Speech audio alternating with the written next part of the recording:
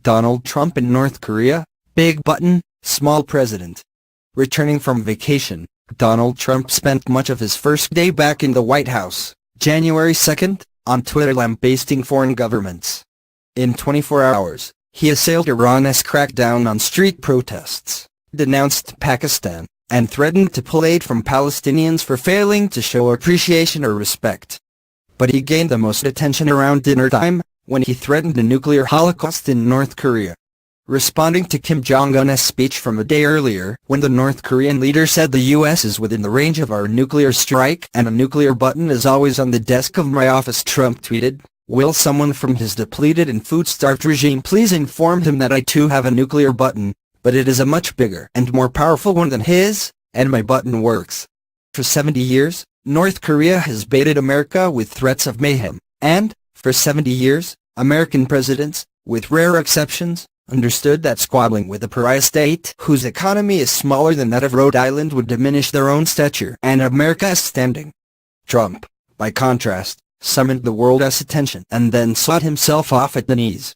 After a year of the president's casual threats of mayhem, of his belittling of American alliances, of claims so bizarre that a man shouting them on a public bus would get a wide berth, the response from Americans generally ranges from disbelief to despair to numbness. They are moments that defy the usual analysis, other than psychoanalysis. Taking a legalistic tack, some wondered if the most immediate defense against an accidental nuclear exchange might be found in Twitter's terms of service, since users have been suspended for far less than threatening nuclear war. But when the company was asked if the president had broken the rules, a Twitter spokesperson replied, unpersuasively, that Trump's North Korea tweets do not amount to a specific threat, and thus do not warrant disciplinary action, Business Insider reported.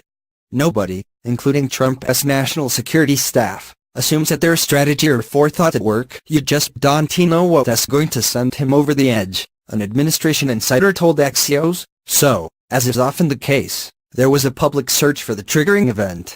In this instance, the trigger appeared to be environmental. 12 minutes before Trump tweeted about his button, Fox News posted a chart that read, "Kim Jong Un says he has nuclear button."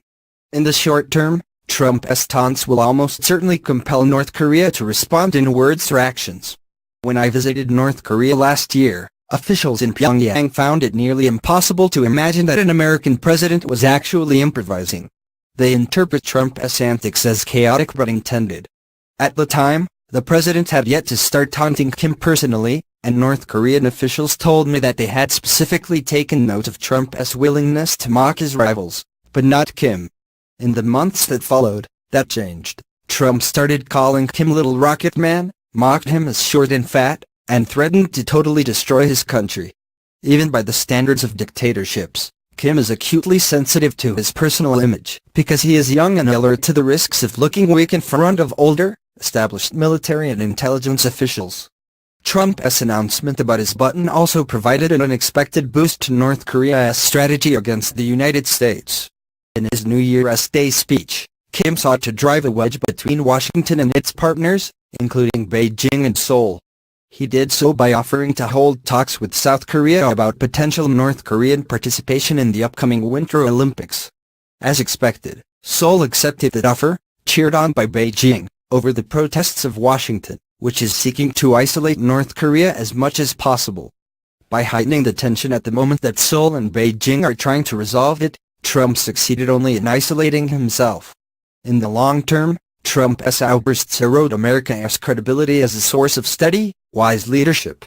In the magazine this week, I described how some of American allies have taken to minimizing their contact with the White House, and how one of the beneficiaries of that change, China, is trying to adjust to a world in which the American president is voluntarily giving up his leverage.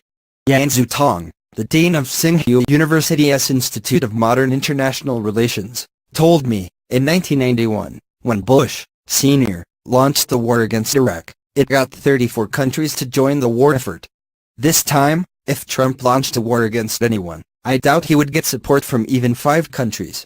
Even the U.S. Congress is trying to block his ability to start a nuclear war against North Korea. China will gain from this in ways that Americans may find difficult to see in real time. Instead of playing out in a single day on social media, the consequences will play out over decades. the US and China used to joust mainly over specific issues: human rights, hacking, the South China Sea. But today, they are engaged in a larger contest to shape the world order by having their values and policies accepted on a global stage, as Robert Daly, the director of the Kissinger Institute on China and the United States at the Woodrow Wilson Center, recently wrote. The contest will hinge, Daly predicted, on whether Beijing or Washington is more successful in strengthening partnerships and alliances, providing global public goods, building multilateral institutions, and enhancing their soft power and economic relations worldwide. For the moment, Trump's and Kim's bloviations about nuclear buttons on their desks remain in the realm of schoolyard fantasy.